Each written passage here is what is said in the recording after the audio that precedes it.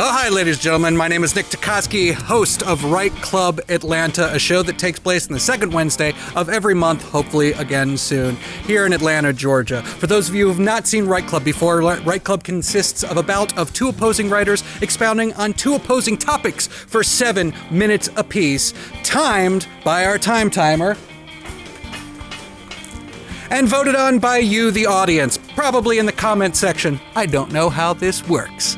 Anyway, tonight's bout, ladies and gentlemen, reap versus sow, combatants to the backyard. We have got Myke Johns and we have got Gina Rickicki. Now, ladies and gentlemen, there's only one fair way to decide who goes first in a Right Club bout. Who can tell me what that is? I could. Rock, paper, scissors. Yes. Rock, paper, scissors. Thank you, Gina. And tonight we're playing by Poughkeepsie rules. That is 1, 2, 3, blam. I'm going to step back. The two of you take your place in the hate closet and let me count you off. 3, 2, 1, blam. Scissors. Scissors. Ooh, let's try this again. Ready? Hey. 3, 2, 1, blam. And paper beats rock. Myke, would you like to go first or second this evening? I'm going to go second. Second. All right. Ladies and gentlemen, Gina Rickicki this evening with Reap. Yeah. All right, Jenny, I need you to put 7 minutes on the time timer. Got it. Gina, are you ready? I am ready. Gina Rickicki with Reap in 3, 2, 1. These are the days of taking. I dreamt last night of someone leaning over and saying, matter-of-factly, that there are microplastics in the air we breathe now. They even said it to me with a knowing, churlish smile followed by a shrug. I stared from the balcony we were sharing, wishing that I could hold my breath. I then opened my mouth and wide and gulped the air in, hoping that maybe I could change myself on a molecular level.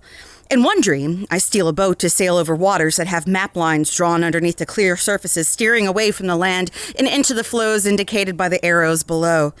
My childhood home keeps changing every time I visit, the ceilings wet and drooping, the property lines shrinking, my dead father still alive. In one dream, I look into the mirror and open my mouth, and the only words that come out are a cicada song. 17 years of sleeping under the soil isn't long enough for me when my waking hours only consist of consumption. It's easier to scream and sleep, and more productive than conversations when awake. The last year and a half. I've lost time and more in the folds of the couch cushions, my lips drying and cracked as I take any image that will distract from being able to create and collect on that creation. Survival leaves little room for the luxury of scattering seeds from an open, soft palm into verdant black topsoil. Any open screen shows that those I thought to be human are actually a collection of locusts swathed in skin. These are the days of the locusts. Scythe blades sit rusted in fallow fields while the farmer buys more guns. The safety is always off because there never was a safety beyond the sweet lies of the rich and complacent. The rows that grew vegetables are now planted with bullets, each one lovingly placed into gouged holes by rough hands that think bleeding red, white, and blue will fertilize the ground and grow justice for their heritage with a capital H. Why have wheat when there are pills? Why create when there is a world of consumption that waits and requires nothing of you but a series of numbers and a piece of plastic? Rewards are gained through mouth-foaming loyalty and ever-deepening rabbit holes, holes that stretch so far down that people hope that they can scream terrifying guilt to those that made the China virus on the other side of the world. Those holes full of dopamine hits all the way down are a tunneled geode that scratches the itch for hate with every shiny outcropping of sharp words on digital screens. Collect followers, every slur and self-righteous agreement soothing as the darkness envelops and the oozing lacerations fester. I have 10,000 followers now, he screams, and touts this rarefied air as proof of reward, as proof of superiority in every aspect of a filtered life. He shoots a gun into the air, and the bullet falls beyond where he cares to look.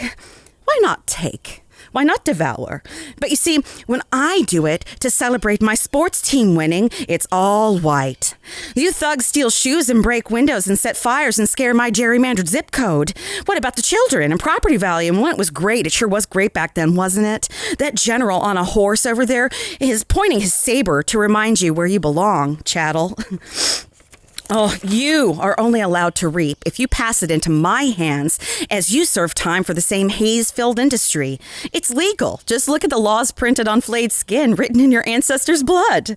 Industrious, these locusts, using all digits to open each individually wrapped cherry and then tossing the plastic from open car windows on smoke-choked strips of wavy black asphalt. Burn the fields, poison the water with a pipeline, devour those in your way with grinding jaws and flashing pincers. Why would I not want to sleep when I see that grabbing hands getting bellies full has nothing to do with being kind or good or invested in a future that won't kill my friends' children slowly? If you collect direct deposits from Uncle Sam after years of poverty wages paid into a system built to exploit you from the top down, don't you worry. Sam the Eagle will show up in the spring to tax you again on what you are owed and remind you what a burden you are. If you sleep on borrowed ground with an underpass as your ceiling, you'll be covered with piles of granite boulders from Stone Mountain as a lesson for anyone with eyes and no heart. If you shoot an unarmed man at a drive-thru, you'll be back at work in no time, badge and gun and GoFundMe fully funded. If you vote in red-line counties in the ever-increasing heat and sun, don't expect water to touch your lips from a hand inspired by Christ or Buddha or Muhammad or basic human decency. If you game the same short seller system to line your empty pockets, I learned it from watching you. Know that the system will fold into itself to remind you that no, the market isn't free for everyone and they'll stop your game. If you find yourself behind bars, dying from wave after wave of preventable plague, you're still expected to volunteer to fight a wildfire started by a gender reveal party for people more obsessed with infant genitalia than anything around them. If you run across the desert for your American dream, clutching the promise of a teeming shore, be ready to be thrown in overcrowded cells and receive the gift of a forced hysterectomy by a man without a medical license. Ration your insulin. Get a local high school to build your child a wheelchair. Pull yourself up by your bootstraps. Make more content. Your hobby must turn a profit. Stop white-splaining, you beta cuck libtard, and help us beat this Capitol Guard to death with a fire extinguisher. Strip mine the mountaintops from sea to shining sea. Keep 50 tabs open and drink until you forget why you ever wanted to leave the house in the first place. You deserve what you get. Fuck you. I got mine. I got mine. I got mine.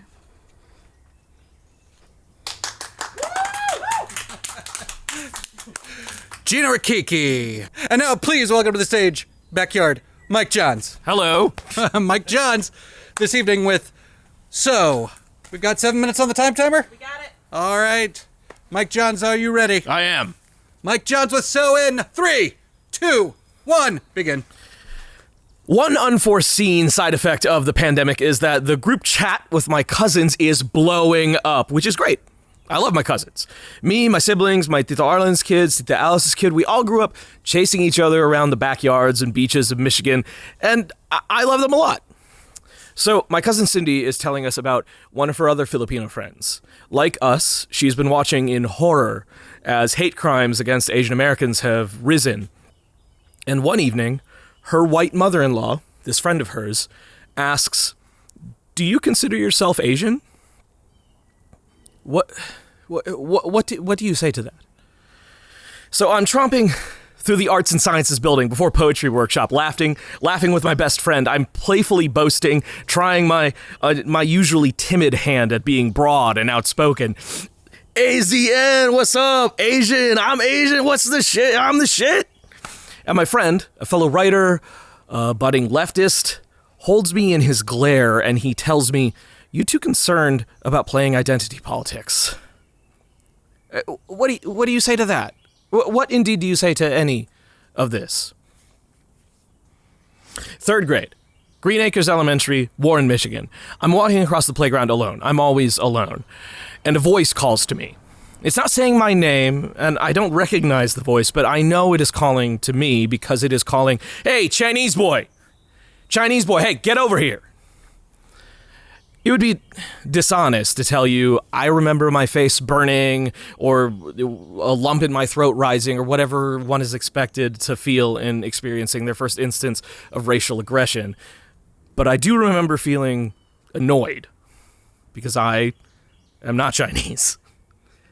But really, what does one say? Unfortunately, I know the answer. The answer is nothing. I turn and walk away. I clam up and let my friend change the subject. You say, yeah, I guess I do consider myself Asian. This is learned timidity. We make ourselves small and quiet and unoffensive. We try very hard to make ourselves somehow digestible and likable and invisible all at once. But if this is a learned timidity, that also means it is a taught timidity. This is an idea sown by many voices, but ultimately only by one teacher. Whether it's a well-meaning but clueless family member, or a bad friend, or some fucking dipshit on the top of the monkey bars. The cumulative effect over a lifetime of being made to feel alien is whiteness planting the idea of inferiority. You know, for a solid week, just as a side here, for a solid week, I was sure I was going to write about shopping for records for this piece. But if I may answer now, no, I do not consider myself Asian. I am Asian. It really is only white people who seem to believe that race is an option, something you can discard or apply as convenient. That's not a luxury afforded to someone who looks like me, but in order for whiteness to maintain its supremacy, it teaches this lesson. Not just to black and brown people, but to Caucasian folks as well. It whispers in everyone's ear, white is the default. And that simple idea takes root, and it sprouts, and it blossoms, and it grows until it can prevent a man from seeing his own reflection. I was loudly crowing about being Asian in the Arts and Sciences building that day because I had only just begun to identify that way. It would be another decade and a half before I would learn to connect with the identity of a person of color. I was well into my 30s before I could see my face. That twerp on the playground, it really did a number on me. While I was being taught to disappear, what was everyone else learning? I can only guess at the lessons, but judging by the outcomes, it wasn't anything good. Judging by the Korean grandmothers beaten in the street, the single father and young daughter told to go back to China, the New York Times climate reporter whose face was spat on while she was walking through Marcus Garvey Park, the lives of Soon-Chung Park, Hyun-Chung Grant, Soon-Sha Kim, Young Ah-yu, Xiao Jae-tan, and Dao Yo-feng. And I'm sorry, I know that we have other stuff going on, but the unfortunate truth is that hatred does not bend to the attention span of the 24-hour news cycle. These things happen, and these things will continue to happen. I check in on my cousin's group chat. We keep each other updated on our day-to-day, how the kids are doing, some close calls with COVID, but mostly it's what we're making for dinner. It's nice. It's a warm, familiar place where we can complain about work or talk frankly about racism and fear. After the murders here in Atlanta, it's just been nice. It's been good to be able to put eyes on them. My cousin Nicole says it's healing to be with loved ones. And I like the idea of each of us as one another's vaccine, a shared responsibility for one another, for ourselves, and for the good and the bad that we sow into the world that we will never fully be immune from. Thanks. That was Myke Johns. Now please welcome back to the backyard, Gina Rickicki. Now normally at this point, we would have a live audience voting for a winner, and the winner would receive a loving cup of deathless fucking glory. However, this evening, we are limited in our audience. We've got our time timer and our beautiful cameraman. Who's also my husband. Who's also Gina's husband. I don't know if he should be allowed to vote. No, so, why don't you vote at Right Club Atlanta's Facebook page? Come in. Let us know what you thought about tonight. And, maybe hit that like button. Get information about us in the future. We'll be coming back now that the pandemic is slowly grinding down. Anyway, have a great evening. Thank you so much for joining us. And come see us sometime. Mwah. Love you.